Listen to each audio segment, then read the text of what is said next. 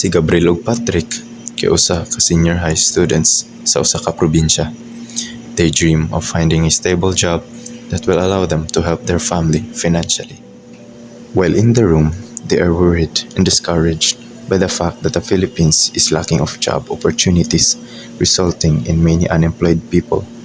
Not until Good morning, class. Good morning, sir!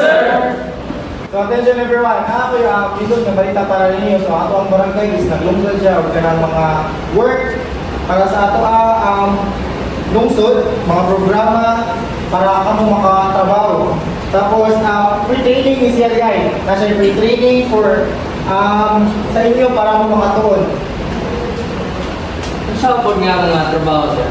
Good question. So, kanila mga trabaho is ilang offer is kaya pareha sa mga ecotourism, digital freelancing, o small scale entrepreneurship. Kung ganahan mo mag-guide, so kung ganahan mo mag-guide og turista, ganahan ba? Like, pwede mo makatulong og public graphic design and video editing, outline, and freelancing. Mga ina na siya mga trabaho na mauna ang gilong sa tatong barangay sa inyo para mo maka-work in the future. Wow! Ninduta din na, sir. Oy, ano na din mga inanang-award, sir, din sa atong lugar, sir? Yes, Patrick. Kanila mga trabaho is dili lang makatabang sa inyo ha. Kanila po makatabang sa atong komunidad.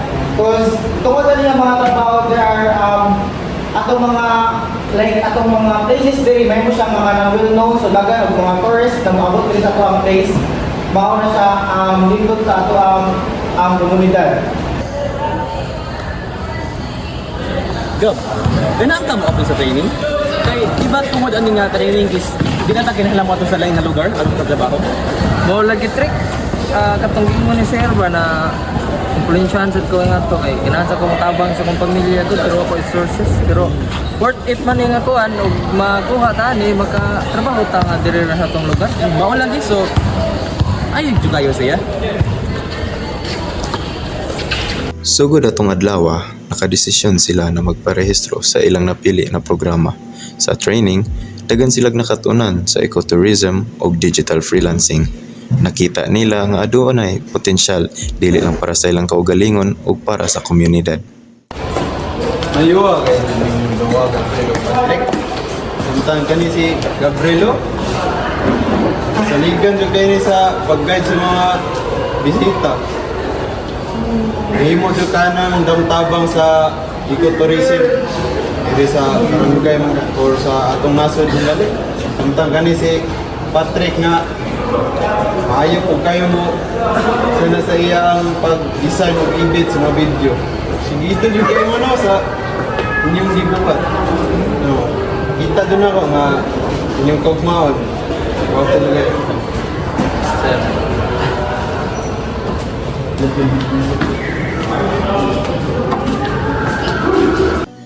Gabriel is practicing sa iyang pag-tour guide while si Patrick is working on his computer doing a digital freelancing job in graphic design. Si Patrick nadawat sa iyang gi-applyan ug kini malipayon sa iyang trabaho. Samtang gisulayan ni Patrick ang online freelancing ug nadawat siya sa usa ka ilado nga kumpanya ug nagsugod kini sa iyang una nga proyekto. Nakakuha siya og sweldo nga wala niya damha nga possible maka-income bisan naara sa ilang barangay. Whereas Gabriel leads his first real eco-tour with a small group of tourists, showing them the natural beauty of their community. Nature's all around, in every sight, in every sound.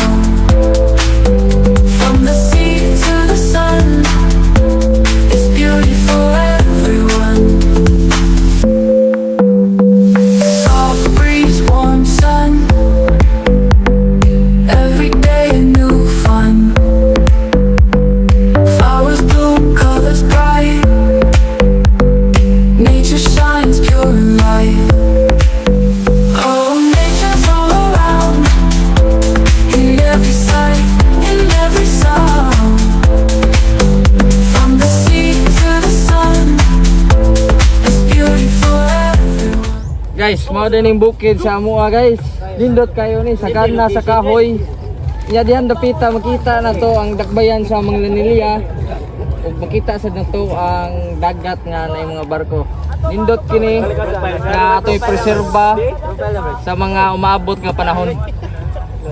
Thank you kayo, Gabriel. You've been a very cheerful and an awesome guide. Nindot kayo diri and we'll surely visit her again and we hope nga ikaw gihapon ang tour guide. Thank you sir. Thank you, Gab. Kung mahimo sa ninyo. Dili na ta kailangan moadto sa layo para makatrabaho. Daghan kayo oportunidad ning atong nasod.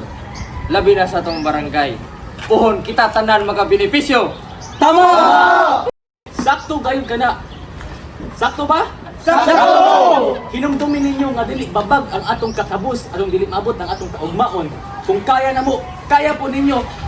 Ubanan sa pagsalig sa atong Ginoo o saligi ang kaugalingon. Tama! Tama!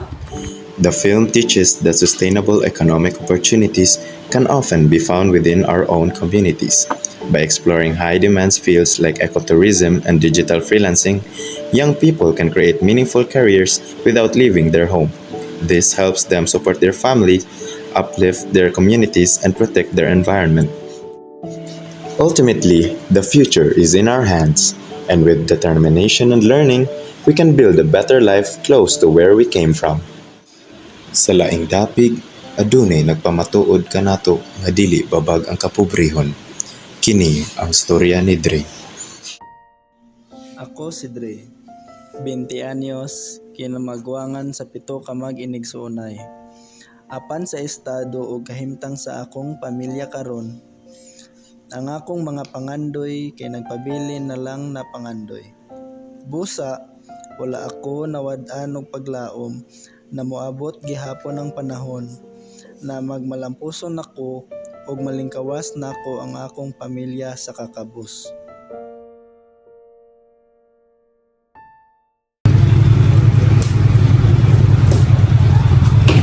Yung pagkaano?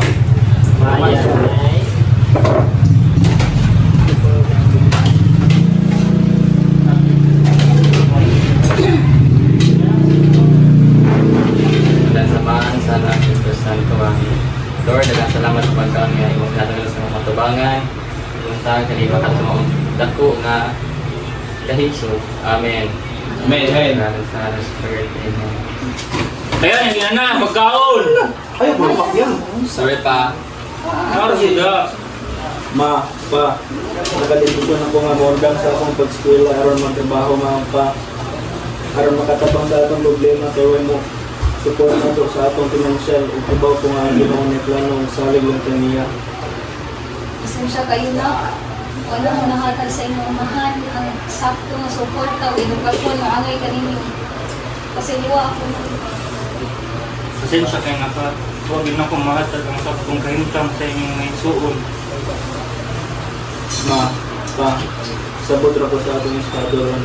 Ang importante na to karon kini tinabangay aron masulbad kini atong problema.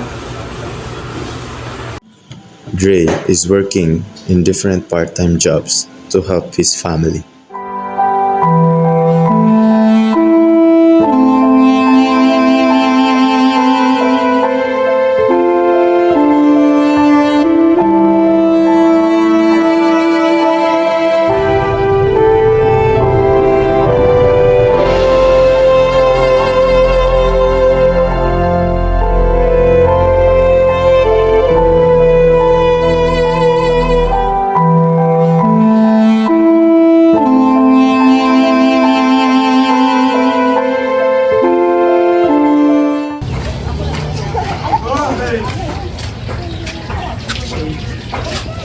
Ayo. Oh, nakadiri daw! Oh. Ay ko tagpanog soft drinks ni. Ano na soft drinks ang pando? Kana ko ate kanang tapang ngayon ya Pepsi nga soft drinks. Salamat.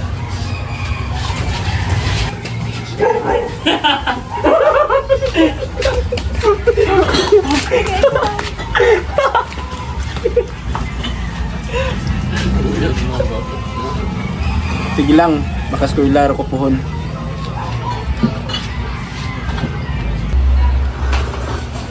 Kana sa di ka balik eskwela ya. Mga ganidong nagkuhan ko dre og scholarship dong aron karo makaibaw ko kana sa ako mabalik ang eskwela. Sinayang signal iwa siguro ni nabayaran akong mama. Apan sa pipila ka minuto sige niya og search, nakakita siya og post nga libreng edukasyon. Kini naga-prioridad sa pamilyang Cabos. Usa ka adlaw ang milabay sa pag-asikaso ni Dre sa iyang mga papeles o requirements na gikinahanglan.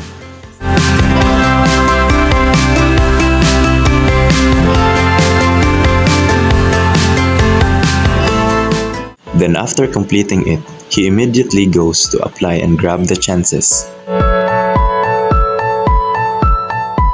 Wala kini oras o panahon na gisayang, miadto si Dre para mo-avail sa libre nga scholarship sa ilang eskwelahan. Sa paghandom, nadawat siya sa iyang scholarship nga adunay financial assistance ug diini nakita niya iyang pangandoy. The film teaches us that invaluable lessons that perseverance coupled with education can be a powerful tool to overcome adversity. It underscores the significance of hope and family support in shaping one's destiny, inspiring us to strive for a better future no matter the challenge we may face.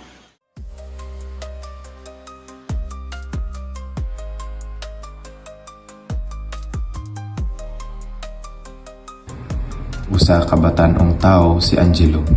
Nagalingkod buntag magabi kauban ang iyang adiksyon sa teknolohiya. Nalulong kini sa iyang computer o cellphone. Apan sa iyang ginabuhat, napabay-an na niya ang kalimpyuhan sa iyang palibot. Tungod kay aduna na siya adiksyon sa pagduwa sa gadgets. Mao kini ang storya ni Angelo. Jilo! Uy, Diyos ko! Pupunta ni! Jilo! Jilo! Asa na ka? Jilo! Jilo! Uy, Diyos ko! Huwag ka panglimpyo sa imong balay! Naunsa man taong kayo! Gubot kayo! Mura magagaway pa kabanda sa imong palibot eh! Ay, okay na bay.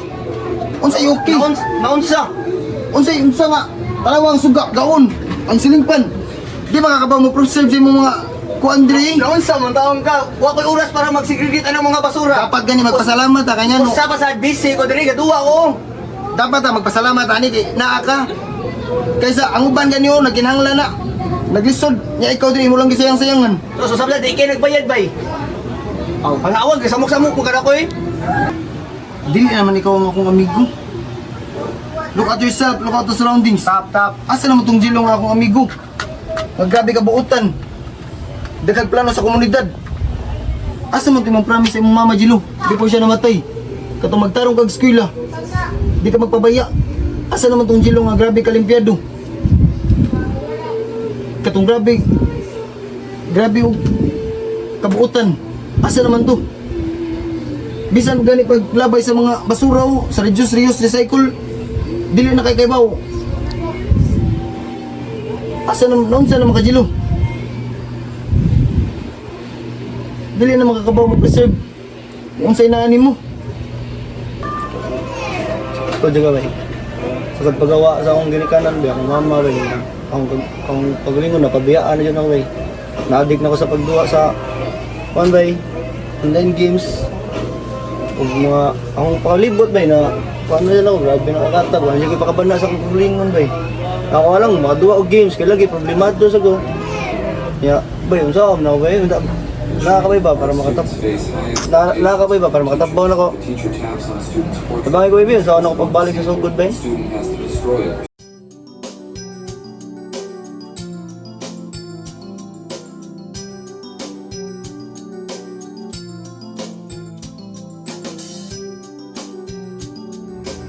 Then, suddenly, Angelo hit the point where he came to realize na ang sinugdan sa pagbago sa iyang ginabuhat kay sugdan niya sa iyang kaugalingon ug kinaiyahan.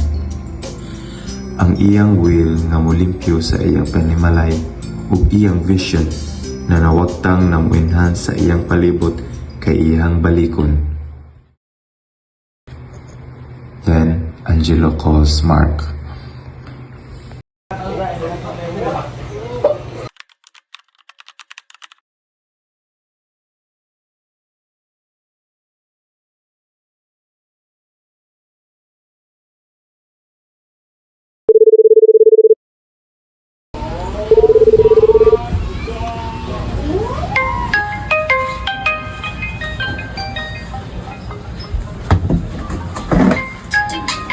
Oh, Angelo. Mark, after what you said, I realized a lot. Starting from how important it is to value the things that you have, especially the natural resources, and to clean up your surroundings. How 3 hours practices is a must. Pasensya sa akong pagpabaya, and thank you for giving me hope and chance to start again. Wow, Angela, that's great. I know you would think of that. Ever since the beginning, I never doubt your capabilities. Wala ko rin sa inyo. Baya, mukha ko sa kuwat ako. Sige. Mga kailangan, mga lumulupyo sa barangay, ato ka na practice ang atong 3-hour practices in terms of reduce, reuse, recycle, apan ato ka na ma-preserve ang kahapsay o kalindot sa atong environment, labi na sa atong palibot para mamuyo kita nga healthy o malinawan sa atong barangay. Ug sa diha sa ilang pag-educate ni Mark ug Angelo sa mga katawhan, nasulod kini sa ilang una-una na ang kalambuan nagsugod sa kalimpyo ug kahapsay sa kalibutan. Ug sa diha sila nagsugod ug panglimpyo sa ilang palibot, naghayuusa ug nagtinabangay alang-alang sa kasaganahan ug kalimpyo sa kinayahan. Apan sa kini nakita nila ang importansya kung praktison jud ang mantigo ug labay sa basura ug pagsegregate kay diha nagagmayng lihok may paglambo di lang sa kinayahan kundi sa katawan. The film teaches young viewers the importance of the 3 R's: reduce, reuse, and recycle, and how to preserve and conserve natural resources. It shows how simple actions can have a negative and positive impact, not only on yourself, but also on the environment.